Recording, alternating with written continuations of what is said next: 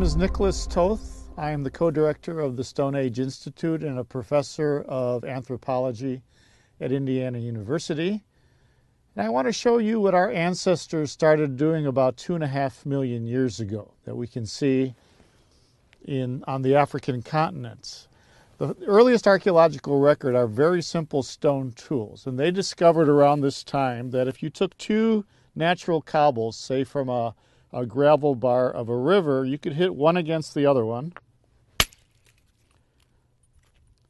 and knock off these razor sharp pieces of stone that archaeologists call flakes.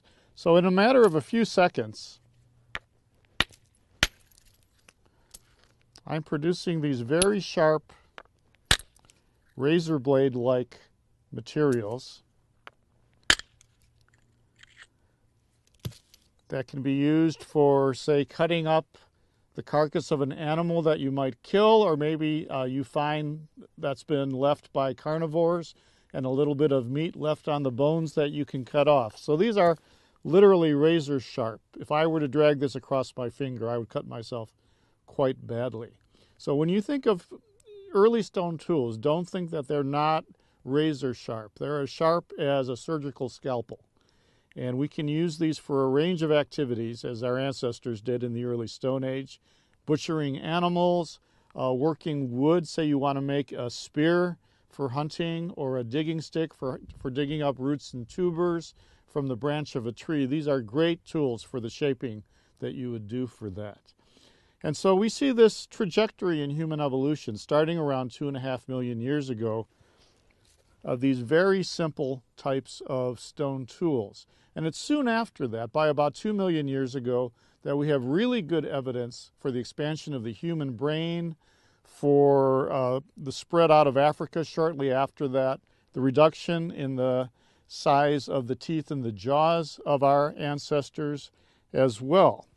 And starting about 1.5 million years ago, they started getting more ambitious and making forms that we call so-called Handaxes. They were probably held in the hand and used as cutting tools. This would be one, it's a more refined one from perhaps about 0.5 million years ago or so, made out of flint.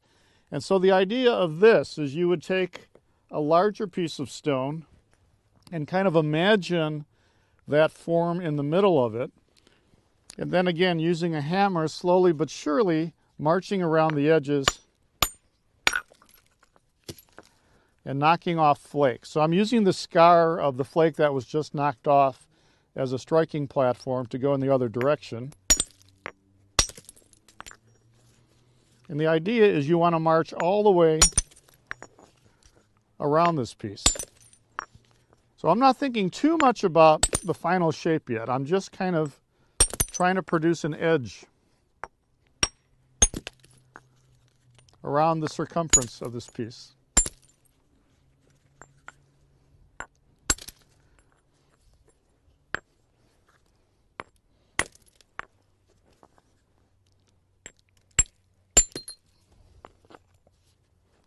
Okay, and so it would take me about another 5 minutes to go all the way around this. And then the next stage that our ancestors learned to do, that's called hard hammer percussion, where you use a hard hammer to knock off flakes. And another thing they learned to do, which is really interesting and somewhat counterintuitive, is you totally steepen the edge. You dull the edge by removing these little flakes with a smaller hammer and then grinding the edge. And then you take a softer material. It could be a piece of hard wood, a fragment of elephant tusk. In this case, I'm using an antler of a deer. And you're biting right into the edge. And you're able to remove much longer, thinner flakes when you do that. And this is a way of controlling flaking. Do it one more time. And you get a much thinner product at the end of it. And this is called soft hammer technique. So I'm going to try to drive a flake off of this side by striking on this side.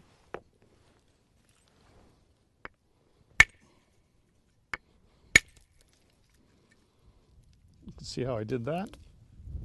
And by doing that, going around, you can carefully shape the edge, thin it, and make a superb butchery tool.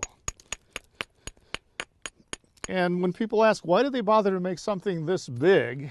They were butchering large animals, sizes of zebra and buffalo on occasion. These are big mammals that weigh hundreds and hundreds of pounds.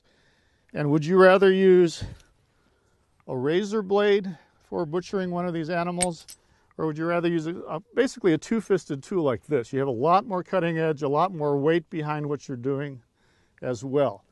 And so when we look at the history of technology, you're seeing changes in the refinement of stone tools over time.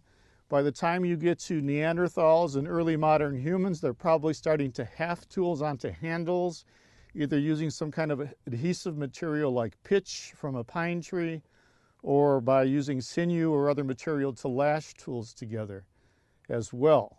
And so we see this progression and refinement of technology through time, especially with stone. But starting around 80,000 years ago, we're also seeing refinement in bone working, that they're starting to make bone tools for the first time as well. And we strongly feel that technology is a very important element in the evolution of the human brain, that without technology we wouldn't have the high quality diet that we need that's driving that brain evolution. Your brain is about 3% of your body weight, but about 20% of your energy intake. So it's a very expensive organ to have. So we must have had a very good reason to have a large brain. It probably has to do with becoming very social animals. We're living in larger groups. We have to deal with a number of individuals politically and socially. And so more intelligent animals are able to interact socially in a better way. And so probably another payoff of these larger brains over time is that we become more inventive and experimental and try new techniques of making and using tools as well. And we become the consummate, the most important dedicated tool maker in the history of the earth as we are today.